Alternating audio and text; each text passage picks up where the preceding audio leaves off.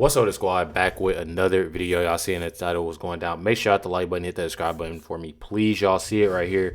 This is what I find interesting about this whole thing. I truly find it very interesting. I don't know about y'all, but I definitely know that it's definitely something that is wild to me. You have Hakeem Jeffries that has now stepped into the picture. You have Ben Grump. You have got Al Sharpton. We've had a lot of talks, within that. But now you have Hakeem Jeffries that has hopped in the picture. It's definitely something that, is insane, that I find a little odd, and I find it more so of going a certain way. Obviously you have Hakeem Jeffries that, are more and more individuals voting Democrat, getting away, and only looking at Democrats, of course. It's not nothing that's surprising, but I definitely tell y'all right now that I definitely find it extremely odd and extremely weird that this is going on and what they're pushing it out to be. You truly have it right here. This is about, obviously, Nolan's phone. I do find it a little odd, too, that they aren't paying more so attention of turning in his phone. And I truly find it, that this is something that, and this is me being completely honest, a little messed up, seeing on what the things, just everything. Saying that they haven't communicated with the parents, the kids, saying that they don't even know the young man, saying they don't even know the young man, and the parents. I find a lot of it weird, and I find it more so of what are they actually trying to push for, because it can't be getting more information, because if so, they wouldn't be holding on the cell phone for over a month. Check it out right here. The phone in the Nolan Wells case. I have a message directly to DA Angel Myers McGrath from a former prosecutor who did the same job you did, 30 years criminal trial experience, certified criminal trial lawyer, former head county prosecutor. Please listen carefully. This phone issue is getting out of hand. Nobody knows what to believe because you keep refusing, as I've said previously, to do proper public relations. Now, supposedly, there's a letter out there that says you agreed in July to have the phone examined with the experts from the family at a specific location and in a specific way, and that they are ready, willing, and able, and gave 4 dates this week where they would be willing to surrender that phone for examination.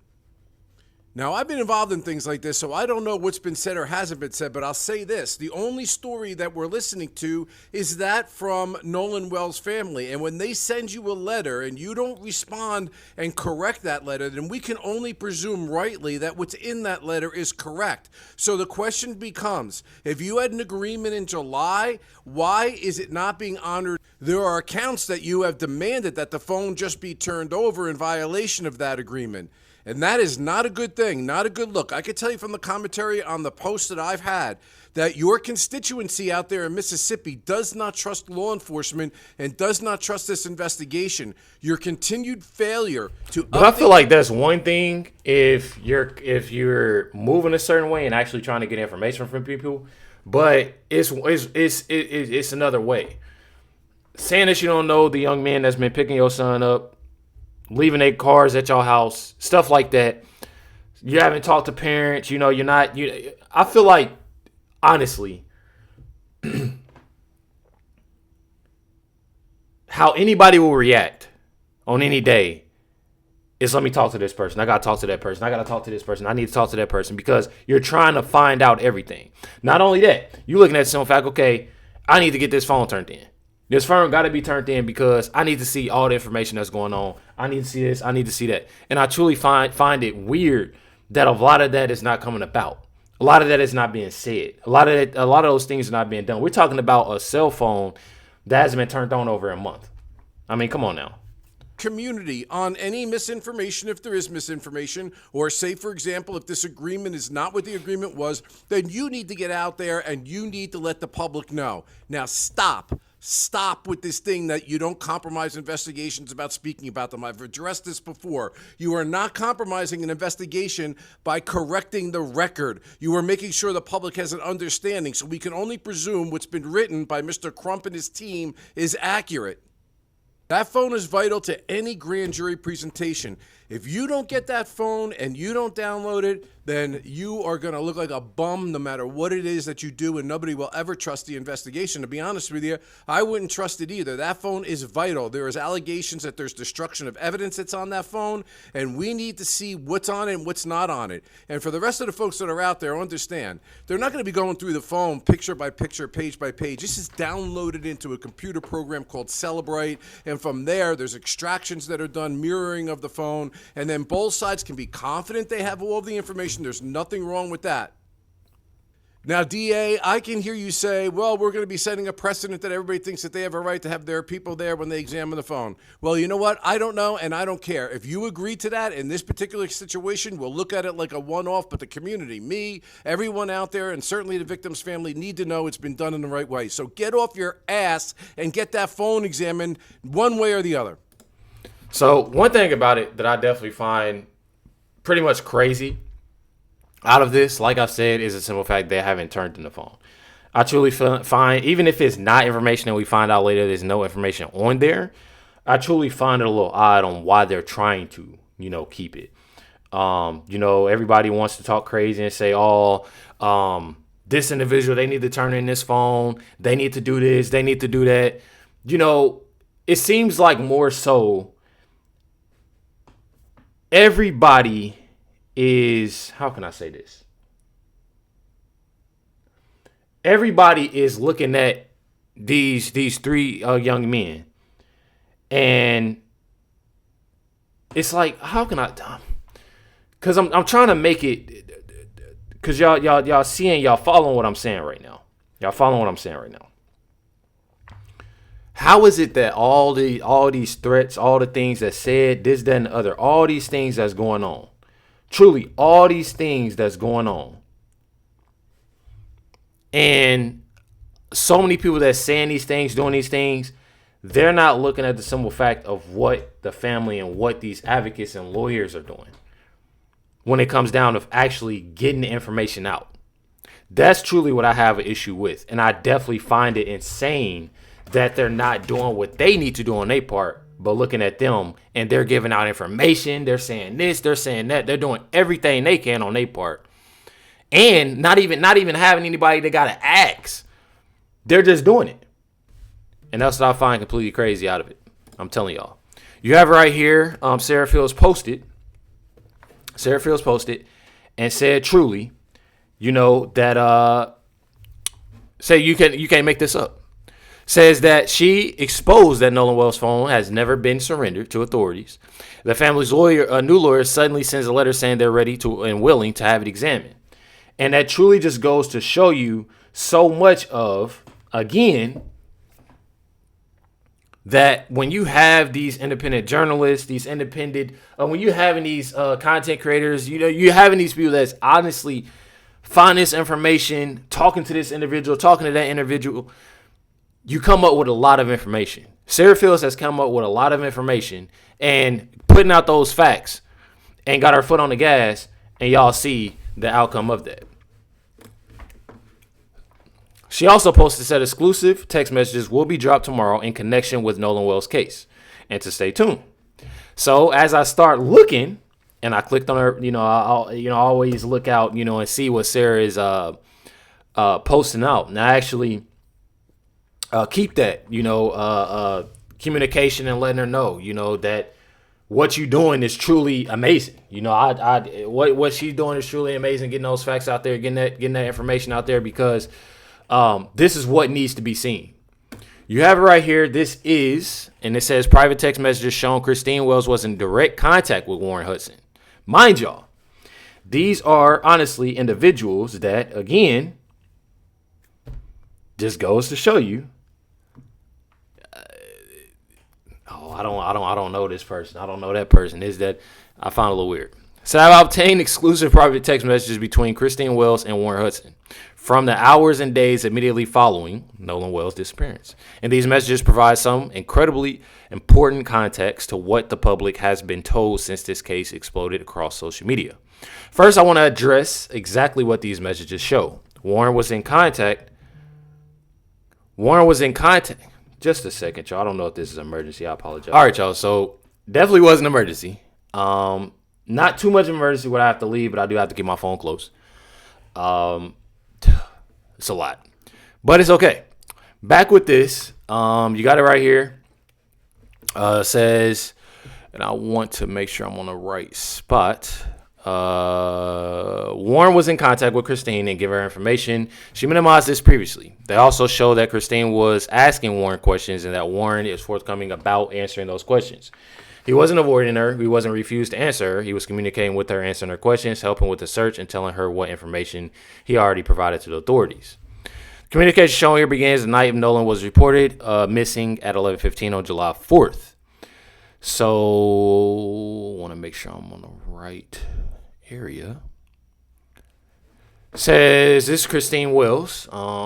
Says, Nolan went out on the 22 Triton offshore. I was on the 24 tie line on the way out. We were separate on boats. I went on the back on the Triton DMR, and the sheriff's office has all the information also. You got it right here. I want to make sure and I really could have just read from Sarah's. Said 11:15 on July 4th, Christine asks about Warren. So I want to make sure I'm on the right spot, y'all, because I don't think that first picture was the right spot at all. So let me make sure I'm on the right spot. The right picture. Okay. So here we go. I wasn't on the right spot. That was more so up a little bit. Says Warren, where is his car? So to note this, addressing him as Warren. I know a lot of people going, oh, Recklezz, why are you saying that? She knows who these kids are. Warren said at Jax's house. Said, where's that? Can you send me the address where you guys lunched? Yes, ma'am. What time was the last time you guys saw him? 3 p.m. He sent the location. You go here. What was he wearing? He then said black shorts and sunglasses. Can you call Neva at DMR? Let me see where that is. To make sure. Says on the phone with Coast Guard now. I will after. Yes, ma'am. Thank you so much. We have a file. We have to file the missing person report. So one more time, tell me exactly where you saw him last. I'm sorry. I'm asking you to repeat this. And any parent, obviously that's something that you're gonna do. You're gonna repeat questions. You're gonna ask questions. You're gonna ask a million questions. Of course, I'm not mad at her for that. So you truly have that. Then it says on July 20th, Warren messaged Christine again. This day will be the same as Nolan's funeral. As y'all see, and that is, I want to make sure I'm on the right spot. Let me go scroll back down. I don't know why I just scrolled back up. I think because I just went to the next slide.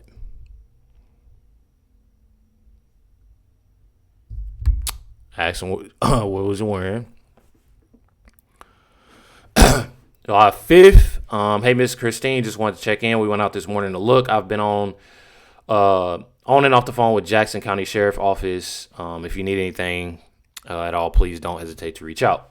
She says, thank you. We're all praying for your family. And she says that she, appreciates it.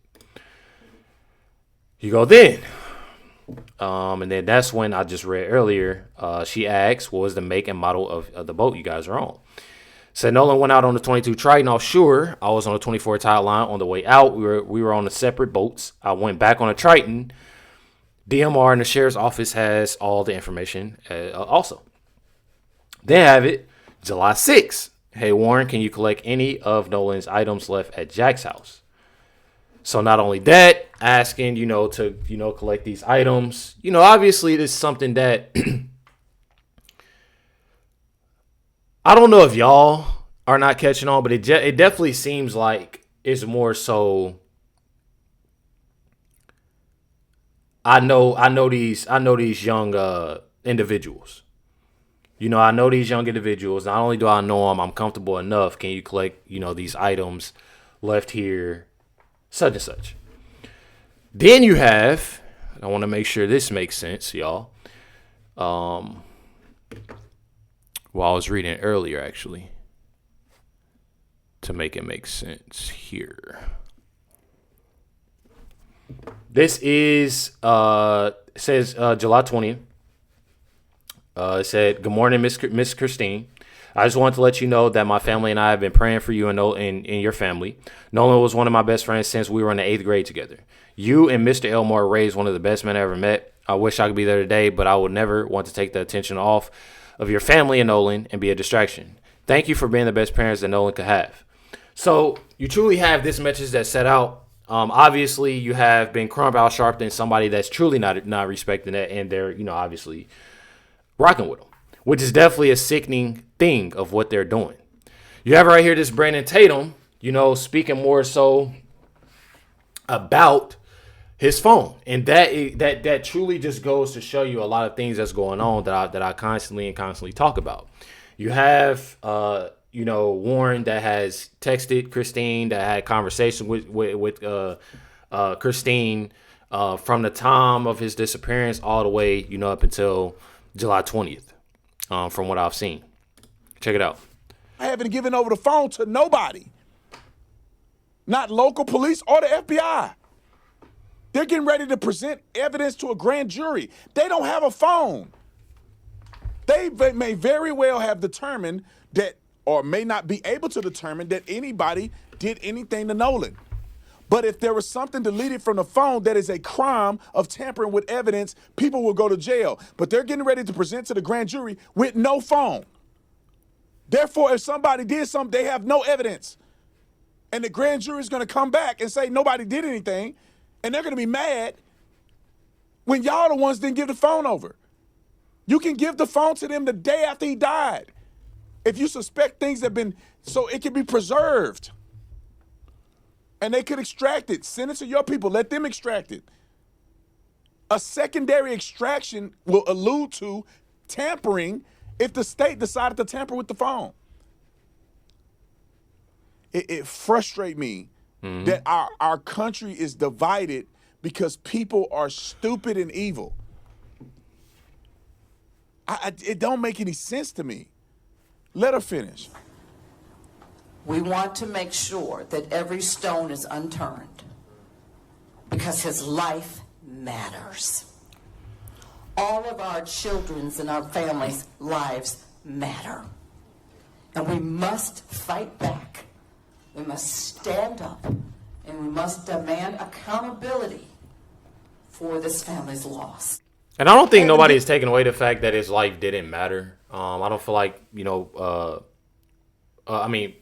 don't want anybody thinking that obviously, Nolan don't matter. This investigation don't matter. All these things matter. It's one of those things of you can't expect all these individuals that was around Nolan to come out with information when y'all aren't. You know what I'm saying? Or addressing misinformation that they put out. And that's just how I look at it. I find it a little bit odd about that. You have it right here. It says Nolan Wells' mom exposed how his friends are lying to everyone. Which, again, I find a little odd out of that. Check it out. Nolan Wells' parents finally responded back to Nolan Wells' quote-unquote friends, or fake friends, as some of y'all would like to call them. In all these interviews they've been doing, they've been out their body during these interviews, bruh. Right? They've been as disrespectful as you can be to grieving parents. Now, in the parents' response to these boys, they exposed them. As far as we know, there were no boats on the water that night.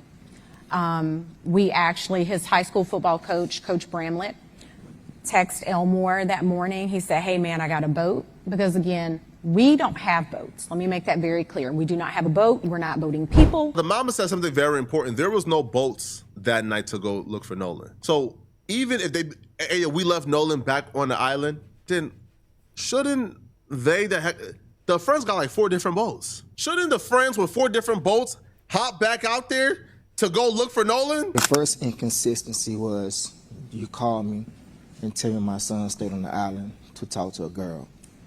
My son would never do that. That's not in his character. I didn't raise. One thing, regardless of him saying that he didn't raise this person, he didn't raise that person, regardless of what he's saying, you don't truly know what your kid will do. You don't truly know your kids like the friends will do. Especially when you're dealing with a female or dealing with this individual or that individual. You truly don't know. So for him to say that, he would never do this, he would never do that, I disagree. I truly disagree, because you don't truly know what your kids would do. You don't truly know how your kids would you know, if they hanging out with this person. If they a lot of times these young men, these young kids, they, how could I say that, they keep a lot of secrets from their parents. You know, they keep a lot of things away from their parents. They talk about, you know, different things. You know, so him saying I disagree. I don't like kids to do that. The second thing is, you say he doesn't have his phone. He doesn't leave his phone. I will wake up sometimes in the morning. He doesn't leave his phone. Now I can see if he was at a party, they was out on the water. They was out on the water. And I can see if nobody else left their phone on there. Said there was 20 other phones on the boat. And Nolan would have his phone here right in my face. And I'm waking up cussing and fussing like, boy, you don't get the camera on my face. And he just laughing and giggling and stuff like that. So that's twice.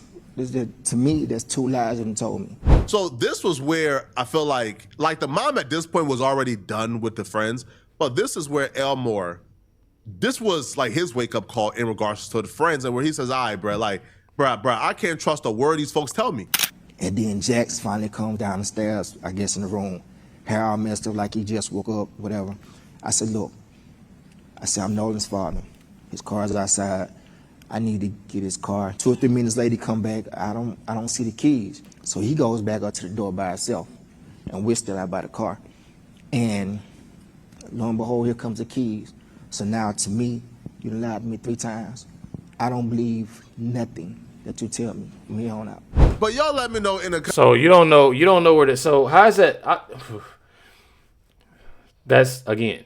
I'm not trying to. I'm just saying, like, hearing what they're saying. That's, you know, 2 sides of the story. I don't know where the keys are at, but we'll look for them. I mean, I'm sure if his car is here, the keys got to be here, so we'll look for them. They go find it. Again, a lot of things, you know, obviously, you wonder. You're trying to figure out. But a lot of things of what they're doing, you know, you ask for this information, y'all pointing the finger, this, that, and the other. You know, people can suspect, people can threat, they do this, they do that. But at the same time, people got to look at the simple fact, saying there's no foul play. There's not really, you know, much that, you know, they're seeing. But then again, you don't want to assume. I truly feel like, regardless, somebody did something, somebody didn't, you know, you want to know what happened to Nolan. I mean, that's, honestly, we're all wanting to know. But at the same time, you know, we don't know. We truly don't know. And that's one of the things that, you know, instead of assuming, instead of coming up with your own narrative, you got to chill out and wait. You have right here, this August 19th. We will be covering more of this event that they're having, this National Prayer Rally for Nolan. So make sure y'all stay tuned. Definitely hit that like button, hit that subscribe button. Catch y'all next one.